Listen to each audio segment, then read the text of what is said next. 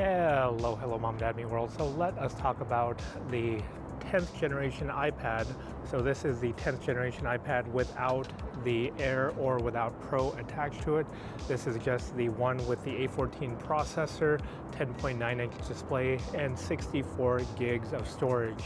So this particular model, Apple just lowered the price approximately $100, and it is going for $349, which is actually not too bad at all.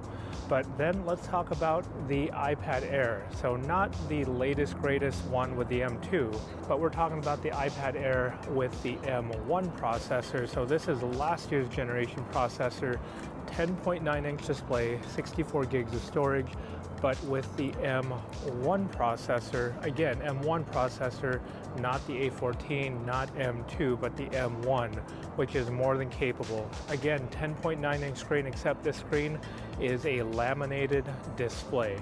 So the difference between the two is the iPad will have a non-laminated display and this will have a laminated display. So it's going to look a little bit cleaner. So you're not going to have that little bit of air gap between the actual LCD and the actual glass on top. It's going to be a lot more, should I say, immersive.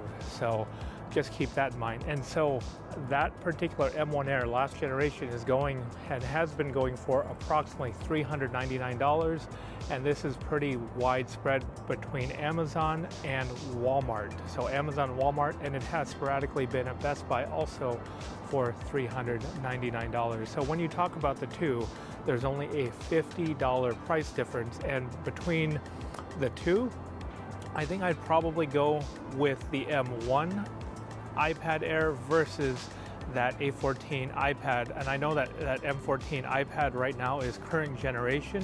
And how do we know it's current generation? Because of the camera placement. The camera placement is in landscape mode, so when you have it horizontal, you're actually looking at the camera, especially if you are on a Zoom call. But with the last generation M1 iPad Air, it is actually in that portrait mode. It's going to be on the long side up at the very top. But depending on how many Zoom calls you take or how many times you actually utilize that camera, it may not even matter to you. So it's literally going to be your choice. I think the best bang for the buck is going to be that M1 iPad Air. So I just want to interrupt here. One of the things I did forget to mention is I am also using this current generation iPad mini. It's a 6th generation iPad mini, and that has a A15 processor in it. And to me, it feels just a little bit sluggish, especially with the current iOS 17.5. And with that iPad running an A14 processor, that A14 processor is last generation. So I'm thinking to myself, definitively, yeah, that M1 is definitely going to be a much bigger upgrade over the A15, let alone that A14 processor that's in the iPad. Hopefully this video helped you out. If it did, you know what to do. Please hit the like and subscribe button. It really helps out our channel. And until next time, bye for now. Thanks for watching.